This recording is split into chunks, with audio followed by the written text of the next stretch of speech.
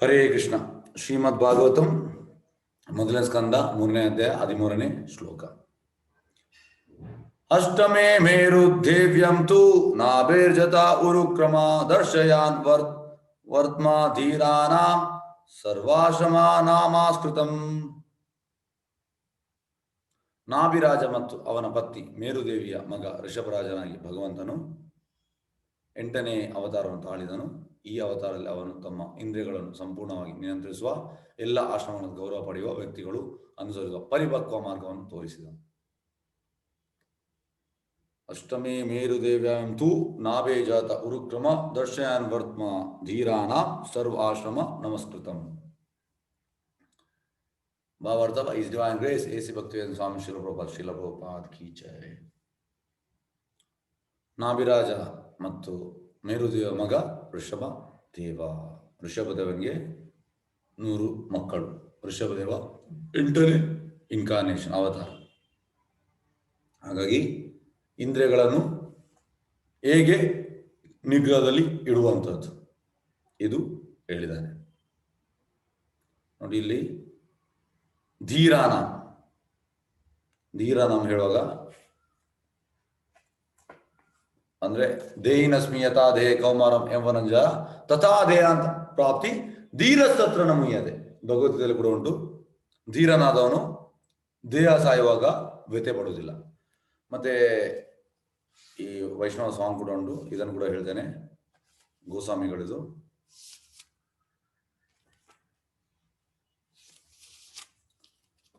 ಕೃಷ್ಣ ಕೀರ್ತನ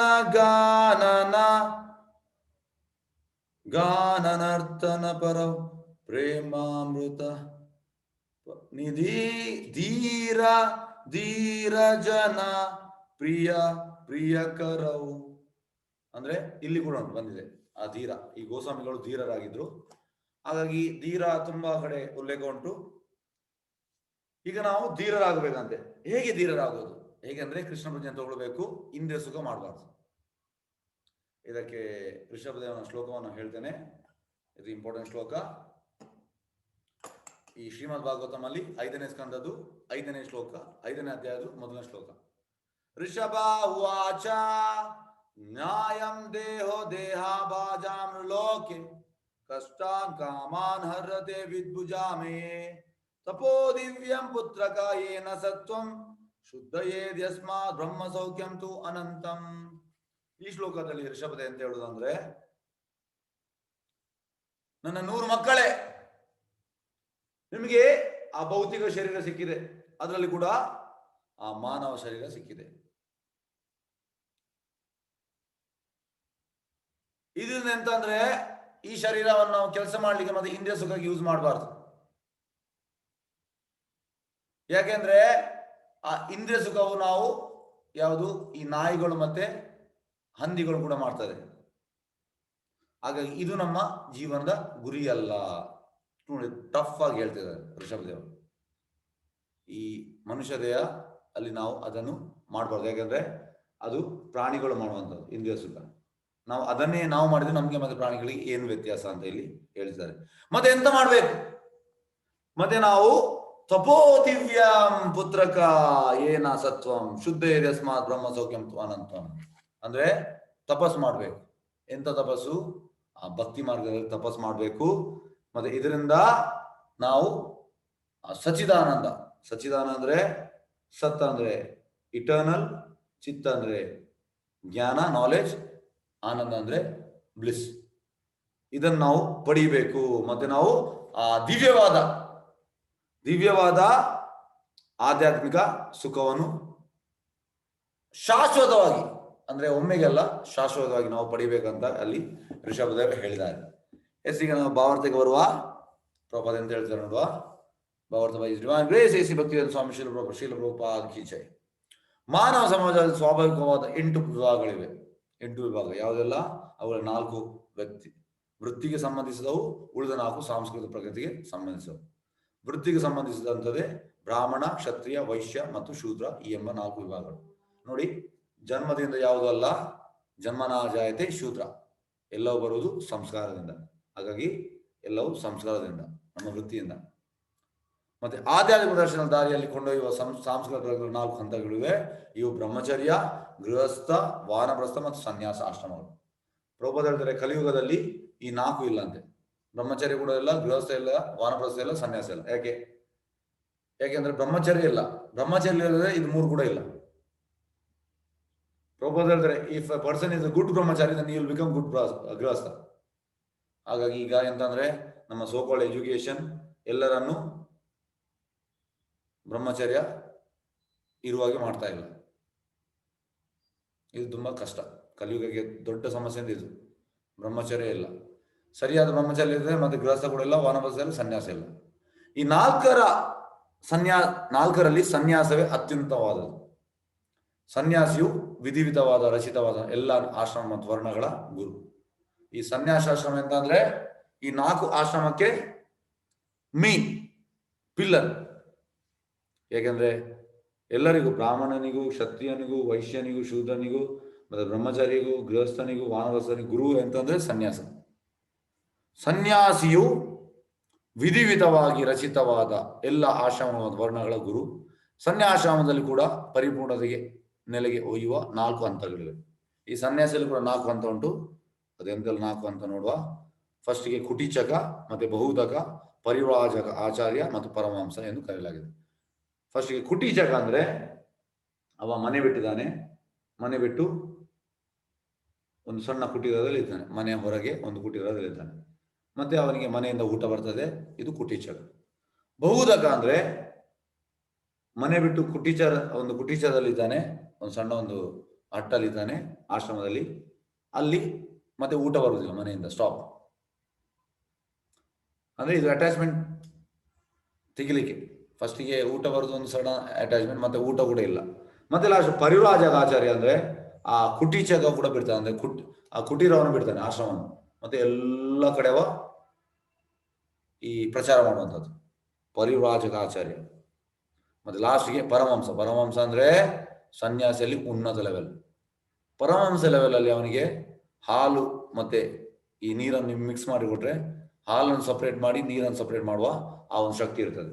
ಪರಮಹಂಸ ಅಂದ್ರೆ ಅವನಿಗೆ ಒಳ್ಳೇದು ಕೆಟ್ಟದ್ದು ಸಪರೇಟ್ ಮಾಡುವ ಶಕ್ತಿ ಇರ್ತದೆ, ಉನ್ನತ ಲೆವೆಲ್. ಹಾಗಾಗಿ ಈ ಋಷಭದೇವನ ಮಕ್ಕಳು, ಈ ನವಯೋಗೇಂದ್ರಸ್, ಅವರೆಲ್ಲ ಪರಮ ಹಂಸರು. ಪರಮಹಂಸ ನೆಲೆಯ ಪರಿಪೂರ್ಣತೆ ಅತ್ಯುನ್ನತ ನೆಲೆ ಆಗಿದೆ, ಅದು ಹೈಯೆಸ್ಟ್. ಪರಮಹಂಸ ನೆಲೆಯು ಇತರ ಎಲ್ಲರಿಂದಲೂ ಗೌರವಿಸಲ್ಪಡುತ್ತದೆ. ಪರಮಹಂಸ ಆದವರಿಗೆ ನಾವು ಗೌರವ ಕೊಡಬೇಕು. ನಾಭಿರಾಜ ಮತ್ತು ಮೇರುದೇವಿಯ ಪುತ್ರನು, ಭಗವಂತನ ಅವತಾರ ಆದ ಮಹಾರಾಜ ಋಷಭನು ತನ್ನ ಮಕ್ಕಳಿಗೆ ತಪಸ್ಸಿನಿಂದ ಹೇಗೆ ಪರಿಪೂರ್ಣದ ಮಾರ್ಗದಲ್ಲಿ ನಡೆಯಬೇಕುದನ್ನು ಬೋಧಿಸಿದ. ಅಂದ್ರೆ ಆ ಪರಮಹಂಸದ ನೆಲೆಗೆ ಹೇಗೆ ಹೋಗುವುದು ಅದನ್ನು ಹೇಳಿಕೊಟ್ಟ. ಪ್ರಭುಪಾದ ಹೇಳ್ತಾರೆ ಮಗುವನ್ನು ಹುಟ್ಟಿಸುವುದಲ್ಲ, ಮಗುವನ್ನು ಕೃಷ್ಣ ಬಳಿ ತರುವುದು ನಮ್ಮ ಕರ್ತವ್ಯ. ಯಾಕೆಂದ್ರೆ ಹುಟ್ಟಿಸುವುದು ಈ ಬೆಕ್ಕು ಅಂದ್ರೆ ನಮಗಿಂತ ಜಾಸ್ತಿ ಹುಟ್ಟಿಸ್ತದೆ, 10, 12. ಈ ನಾಯಿ ಕೂಡ ಹುಟ್ಟಿಸ್ತದೆ, ಮತ್ತೆ ಈ ಮಂಗ ಕೂಡ ಹುಟ್ಟಿಸ್ತದೆ. ಅದಲ್ಲ ನಮ್ಮ ಕೆಲಸ ಅಂತಂದ್ರೆ ಅವರನ್ನು ಕೃಷ್ಣ ಬಳಿ ತರುವುದು ನಮ್ಮ ಆದ್ಯ ಕರ್ತವ್ಯ.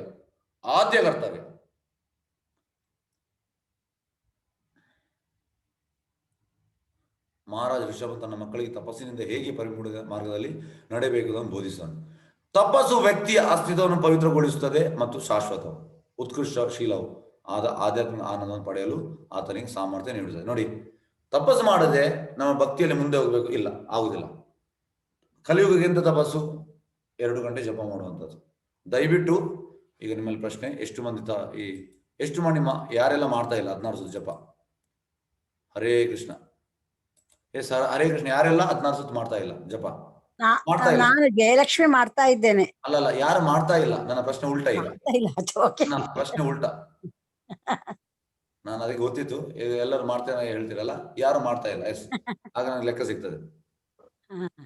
ಎಸ್ ಗುರುಜಿ, ನಾನು ಒಂದ್ಸಲ ಮಾಡ್ತಾ ಇದ್ದೀನಿ ಗುರುಜಿ. ಒಂದು ಸಲವಾ ಮಾತಾಜಿ? 16 ಸುತ್ತು ಮಾಡ್ಬೇಕು ಮಾತಾಜಿ, ತುಂಬಾ ಮುಖ್ಯ. ಮಾಡ್ತೀನಿ ಗುರುಜಿ. ಮಾಡ್ತೀನಿ. ಬೇರೆ ಯಾರು ಮಾಡ್ತಾ ಇಲ್ಲ?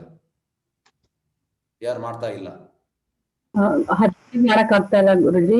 ಅಂದ್ರೆ ಮಾಡ್ಬೇಕಂತ ಅನ್ಕೋತಾ ಇದೀನಿ. ಇವಾಗ ಸದ್ಯಕ್ಕೆ ನಾನು ಮಾಡ್ತಾ ಇದ್ದೀನಿ.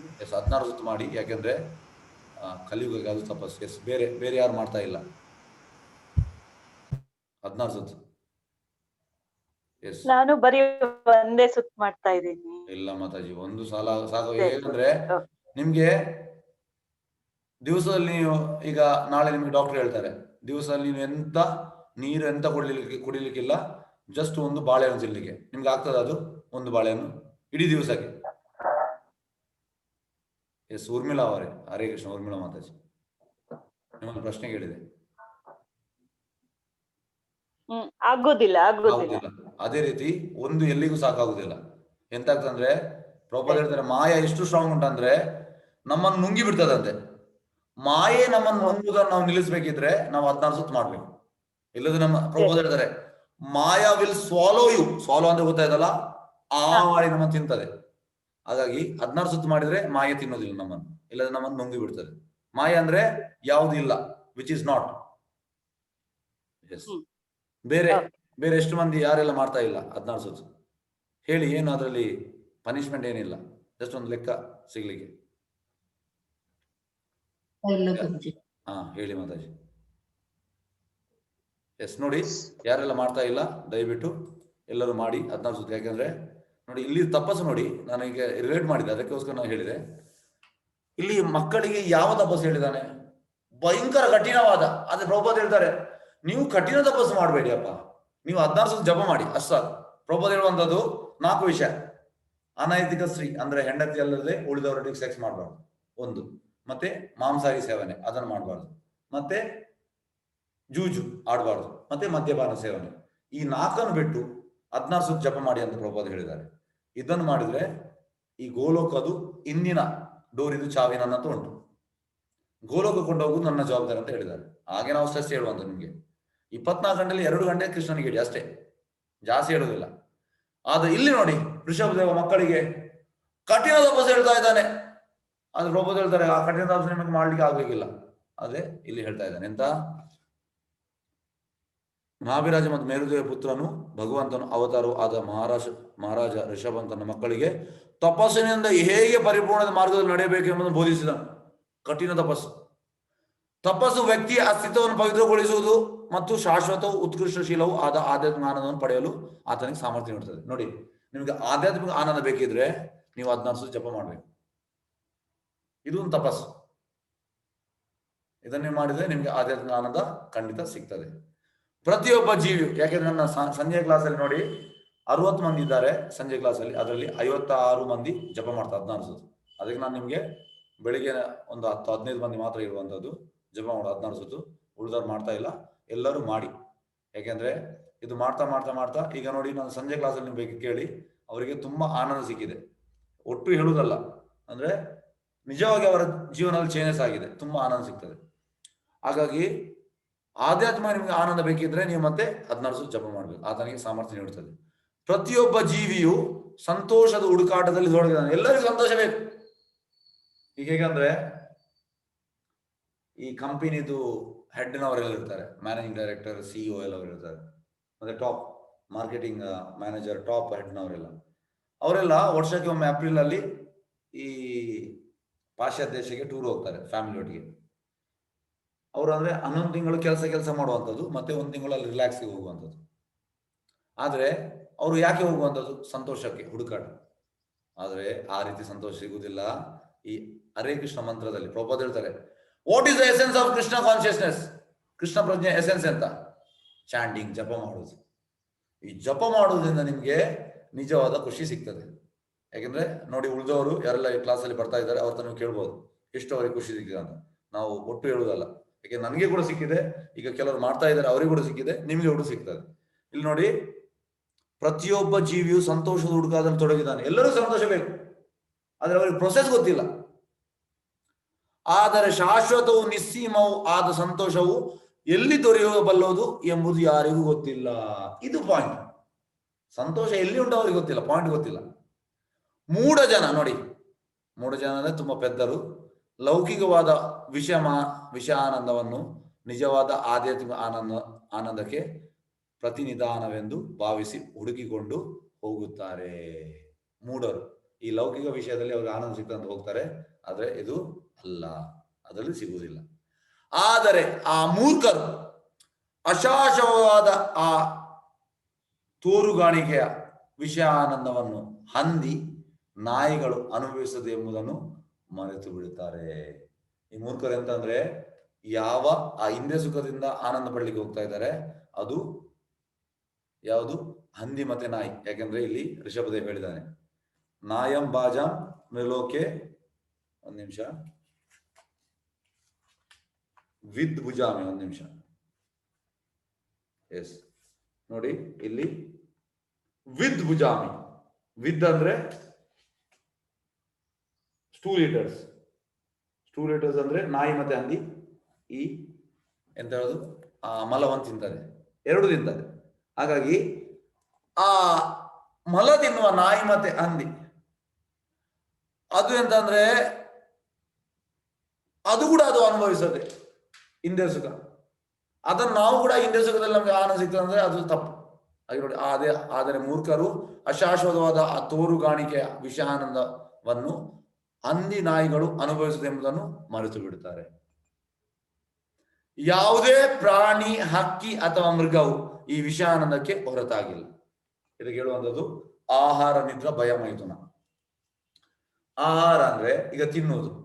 ಈಗ ನಾವು ಹೇಳ್ತೇವೆ, ನಾನು ಇವತ್ತು 5 ಸ್ಟಾರ್ ಹೋಟೆಲಲ್ಲಿ ಊಟ ಮಾಡಿದೆ. ಪ್ರಭುಪಾದ ಹೇಳ್ತಾರೆ ಹಕ್ಕಿ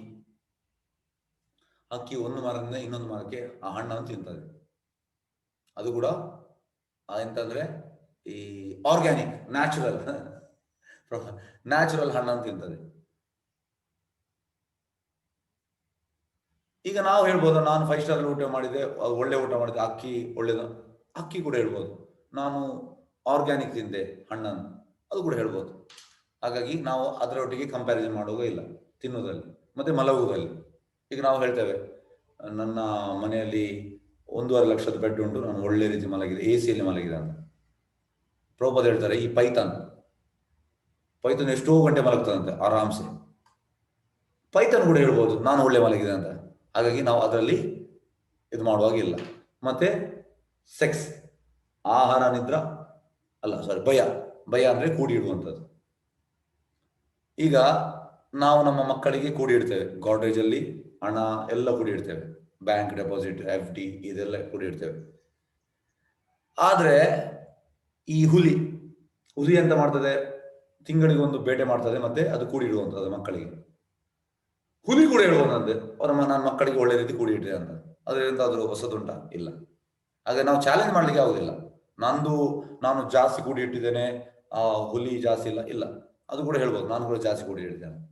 ಮತ್ತೆ ಈ ಮೈಥುನ, ಆಹಾರ, ನಿದ್ರಾ, ಭಯ, ಮೈಥುನ. ಸೆಕ್ಸ್ ಮಾಡಿದ ಮೇಲೆ ಹೇಳ್ಬೋದು ನಾನು ಒಳ್ಳೆ ರೀತಿ ಸೆಕ್ಸ್ ಮಾಡಿದೆ, ಇಲ್ಲ. ಪ್ರಭುಪಾದ ಹೇಳ್ತಾರೆ, ವೃಂದಾವನದಲ್ಲಿ ಮಂಗಗಳು ಅಟ್ ಎ ಟೈಮ್ 5 ಸೆಕ್ಸ್ ಮಾಡ್ತದೆ, ತುಂಬಾ ಸೆಕ್ಸ್ ಮಾಡ್ತದೆ, ಒಂದು ಬಿಟ್ಟು ಇನ್ನೊಂದು ಸಂಭವ. ಹಾಗಾಗಿ ನಾವು ಹೇಳ್ಬೋದು ನಾನು ಒಳ್ಳೆ ಸೆಕ್ಸ್ ಇಲ್ಲ. ಹಾಗಾಗಿ ಇದೆಲ್ಲ ಪ್ರಾಣಿ ವರ್ಗದಲ್ಲಿ, ಪಕ್ಷಿ ವರ್ಗದಲ್ಲಿ ಉಂಟು. ನಾವು ಕೂಡ ಅದನ್ನೇ ಮಾಡಿದ್ರೆ ನಮ್ಗೆ ಮತ್ತೆ ಅದಕ್ಕೆ ಎಂತ ವ್ಯತ್ಯಾಸ? ಹಾಗಾಗಿ ತಪೋ ದಿವ್ಯಂ, ನಾವು ತಪಸ್ಸು ಮಾಡ್ಬೇಕು. ಕಲಿಯುಗಕ್ಕೆ ಸುಲಭವಾದ ತಪಸ್ಸು 2 ಗಂಟೆ ಜಪ ಮಾಡುವಂಥದ್ದು. ಇದನ್ನ ನಾವು ಮಾಡ್ಬೇಕು. ಇದು ಮಾಡಿದಲ್ಲಿ ನಮ್ಗೆ ಆ ಒಂದು ಖುಷಿ, ಎಲ್ಲರಿಗೂ ಆ ಆನಂದ ಬೇಕು, ಖುಷಿ ಬೇಕು, ಆ ಸಂತೋಷ ಬೇಕು. ಆ ಸಂತೋಷ ನಮ್ಗೆ ಸಿಗ್ತದೆ. ನೋಡಿ, ಯಾವುದೇ ಪ್ರಾಣಿ, ಹಕ್ಕಿ ಅಥವಾ ಮೃಗವು ಈ ವಿಷಯಾನಂದಕ್ಕೆ ಹೊರತಾಗಿಲ್ಲ. ಎಲ್ಲರೂ ಮಾಡ್ತಾ ಉಂಟು. ಅಂದ್ರೆ ನಾವು ಕೂಡ ನಾನು ಮಾಡಿದ್ದೇನೆ ಇಲ್ಲ, ಅದು ಕೂಡ ಮಾಡ್ತಾ ಉಂಟು, ಅಲ್ಲಿ ಡಿಫ್ರೆಂಟ್ ಇಲ್ಲ. ಮಾನವ ವರ್ಗವು ಸೇರಿದಂತೆ ಎಲ್ಲಾ ಜೀವ ವರ್ಗಗಳಿಗೂ ಅಂತ ವಿಷಯಾನಂದವು ಯಥೇಚ್ಛವಾಗಿ ದೊರೆಯಬಲ್ಲದು. ಅನ್ಲಿಮಿಟೆಡ್ ಆಗಿ ಸಿಗ್ತದಂತೆ. ಯಾಕಂದ್ರೆ ಮನುಷ್ಯನಿಗೆ ಮಾತ್ರ ಅಲ್ಲ, ಪ್ರಾಣಿಗಳಿಗೆ, ಪಕ್ಷಿಗಳಿಗೂ ಸಿಗ್ತದೆ. ಮನುಷ್ಯ ವರ್ಗವಿರುವುದು ಇಂಥ ಕ್ಷುಲ್ಲಕ, ನೋಡಿ, ಇಂಥ ಒಂದು ಕ್ಷುಲ್ಲಕ ಏನು ಅಲ್ಲ, ಅದು ಆನಂದವನ್ನು ಪಡೆಯುವುದಕ್ಕೆ ಅಲ್ಲ, ಮತ್ತೆ ಎಂತ ಆಧ್ಯಾತ್ಮಿಕ ಸಾಕ್ಷಾತ್ಕಾರದಿಂದ ಶಾಶ್ವತವು ನಿಸ್ಸೀಮವೂ ಆದ ಆನಂದವನ್ನು ಪಡೆಯುವುದಕ್ಕಾಗಿ, ಆ ಬ್ರಹ್ಮ ಸೌಖ್ಯಂ ಅದನ್ನು ಪಡೆಯುವುದಕ್ಕಾಗಿ ಇರುವಂಥದ್ದು ಮಾನವ ಜನ್ಮ. ಅದು ಸಿಗ್ಬೇಕಿದ್ರೆ ನಾವು ಜಪ ಮಾಡ್ಬೇಕು. ಆಧ್ಯಾತ್ಮಿಕ ಸಾಕ್ಷಾತ್ಕಾರ ತಪಸ್ಸಿನಿಂದ ಲಭ್ಯವಾಗುವುದು. ನೋಡಿ, ನಿಮಗೆ ಆಧ್ಯಾತ್ಮಿಕ ಸಾಕ್ಷಾತ್ ಬೇಕಿದ್ರೆ ನೀವು ಸ್ವಲ್ಪ ತಪಸ್ಸು ಮಾಡ್ಬೇಕು. ಎಂತ ತಪಸ್ಸು?